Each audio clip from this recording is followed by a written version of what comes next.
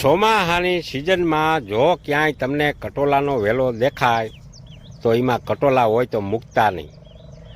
કટોલા વીણી અને એનું શાક બનાવજો. અને શહેરમાં રહેતા લોકો કદાચ ના જડે કટોલા તો વેસાતા લઈ લેજો. વાયડુમાંથી વેલાની ખબર ના પડતી હોય તો વેસાતા જડીએ. પણ કટોલું આવ્યું છે કે ચોમાસાની સિઝનમાં શાક બનાવીને ખાઈને નરવાઈ પકડી જાય શરીર. સમજ્યા?